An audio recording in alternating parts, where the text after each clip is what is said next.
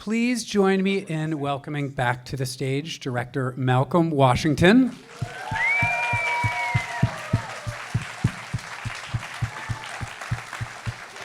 Thank you, thank you.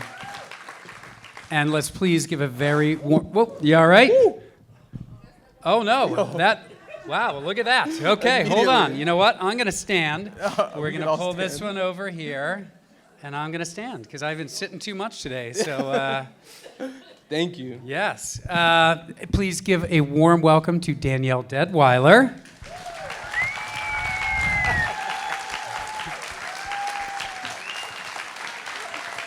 That man's so fire to chill off. He's so fire. And please also join me in giving a warm welcome to John David Washington.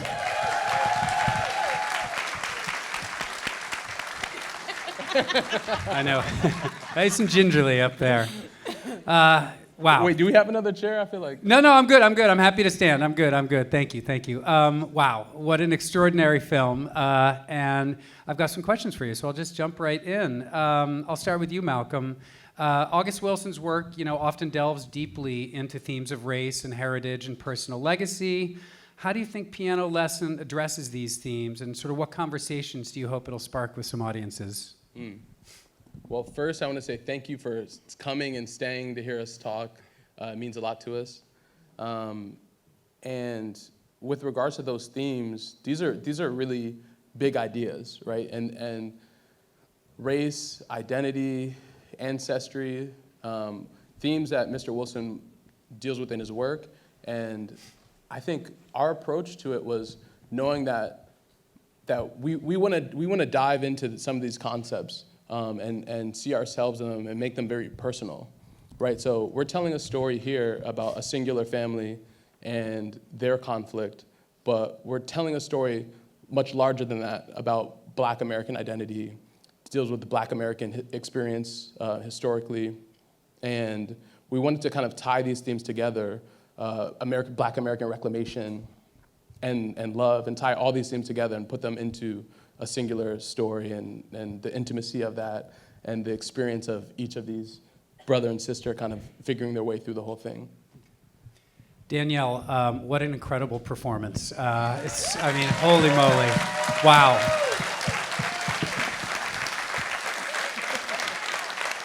Amazing. Can you talk a little bit about what drew you to playing the role of Berniece in the film? Oh, everything about it. This is one of the most pivotal pieces in August Wilson's canon. I've been watching his works or reading his works all of my life, from Atlanta theater to Broadway. And I'm at an age where I can do them. And they're still relevant and intergenerationally. And then you sit down after having all of that kind of an experience, and then get to talk to somebody like Malcolm, who is just so porous and beautiful and has all of these ideas and enables you to bounce back and forth. It's about being able to work with a particular kind of community. And that's the most exciting thing to me about building family and making film and doing this kind of art. And Berniece is someone who is searching in a way that, with characters I learned myself along the way in the midst of trying to delve into who someone is. And she's searching for an erotic kind of life.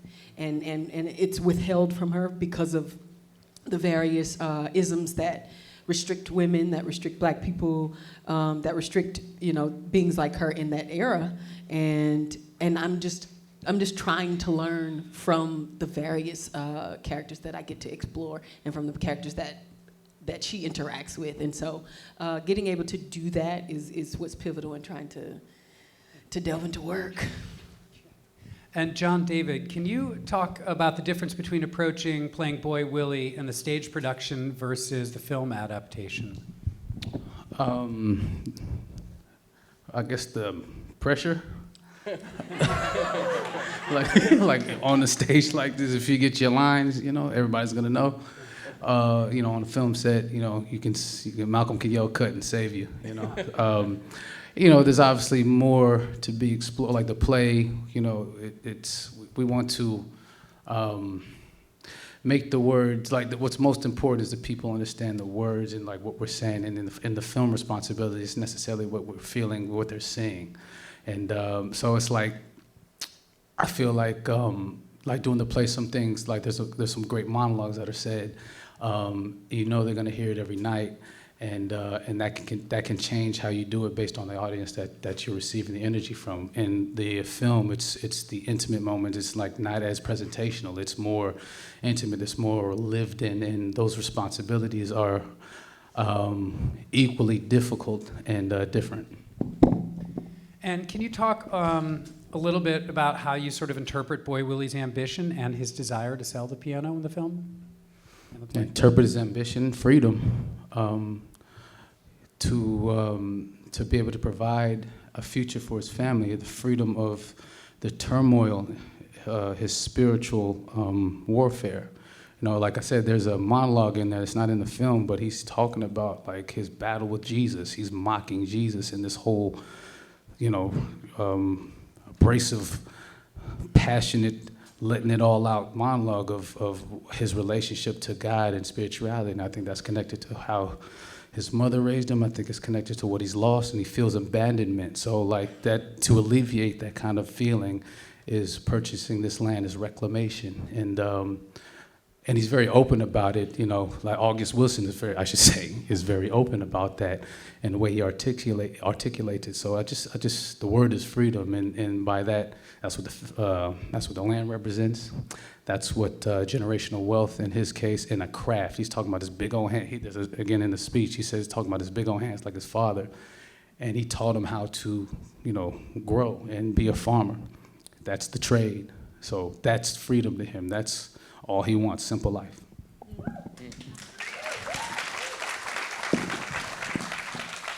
Malcolm, can you talk a little bit, speaking of sort of stage to screen adaptations, about some of the changes you made from the original play, if any, to suit the big screen and sort of make it cinematic? Yes. A big emphasis on the adaptation was interiority. So it was about getting into the mental state of the characters and understanding their story. It's a movie about stories and storytelling and reclaiming your own story, so we wanted to honor each of the characters in it. So one crucial change that was like a key to me, part of my into the story was I saw it in the context of a father-son story.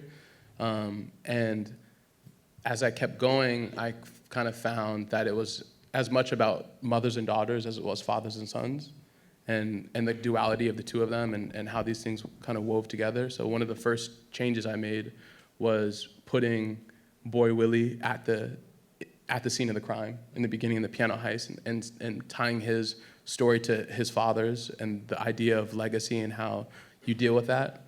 And then another main thing that I wanted to play with was Bernice's character and her relationship with her mother, is to expand on that and see more of that and get a sense of who she is outside of her relationship to her brother and outside of her relationship to her daughter, just who she was as a daughter and as a lover with Crawley too. So it was really about expanding on the interior lives of them. And I found that going inside was more cinematic than just blowing a bunch of stuff up. And I mean, another performance of this film that is really such a standout is Samuel L. Jackson's, which is, boy, incredible. I love the tenderness of your relationship, Danielle, that you have with Samuel L. Jackson in the film. And can you talk just a little bit about what it was like to work with him in these roles? Because he's a baby. Ooh. In a tender, sweet way. What you talking about? Everybody saw it. No, he's. I don't know how he was when he was with y'all, but he was a darling to me. No, he's. I mean, that's what Doker did. He tried to balance the scales. And like when you were answering the question about what Boy Willie wants, I was just thinking about this article that I'd sent you about justice. Everybody's trying to. There's a desire for justice of some sort, and everybody's going about it in a different kind of way. But Doker is almost like a metaphorical scale. Mm-hmm.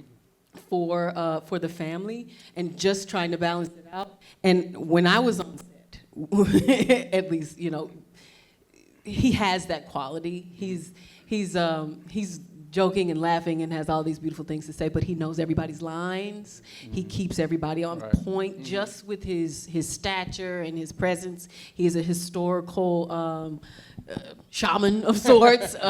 He's just a beautiful artist, and I just adore being on set. And he kind of, both him, Doker as a character, and Sam as a man, represented time in a lot of ways here, where he's the holder of the stories. He's kind of the arbiter of what's going on.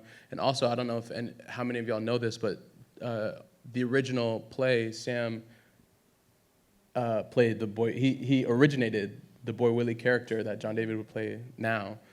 So he was somebody that carried so much legacy onto the set with us every day, and became our uncle figure too, guiding us through our artistic journeys on this project. I want to say that was also real quick shared with Michael Potts as well, the uncle figure. Yes. And you know his journey and him as an actor, I think. Yeah. So I imagine you guys. So Denzel Washington, your father, is the executive producer of this film. I imagine you had known Samuel Jackson for some time in your life. Yeah. Yeah. So there's when you're stepping into an August Wilson project, there's a huge lineage of people that have, tilled the soil that you're sprouting from in that moment. And Sam, my father, Michael Potts, Charles Dutton, Ipatha, Alfred Woodard. There's so many great black artists that have been a part of this that you're attaching your name to, and you're writing your little chapter in your book. But they were all such incredible resources for all of us, and it really felt like we were a part of something much bigger than ourselves. So I just wanted to honor all of those people that paved the way for us. Absolutely. John David, did you talk to Samuel Jackson about playing Boy Willie, how he approached it, how you wanted to approach it, and kind of bounce things off him? He had a critique once. It was about I had these banana chips I was snacking on, and he's like, "They don't ate that in 1936." I was like, he was ahead of his time, huh? You know what I'm saying? It's just like the land. He had his own plan. That was it. That was it. No, I mean, he shared like what it was like learning. Like August Wilson would write new speeches every night. Like again, there's like a 10+ page monologue that Boy Willie has in the play, and like I'm just trying to imagine. I'm just learning that for months before doing the play, not trying to memorize new pages like every night is crazy. And so he was talking about that, and just the fact that he had a relationship with the writer, with the auteur. Like I think that's amazing. So I just wanted to soak all that up as much as I could. And Malcolm and John David, I guess I wanted to ask Malcolm, what's it like to direct your brother? And John David, what's it like to be directed by your brother? It was a dream. I think in any creative collaboration, you're trying to get to the point where there's absolute trust and clear lines of communication.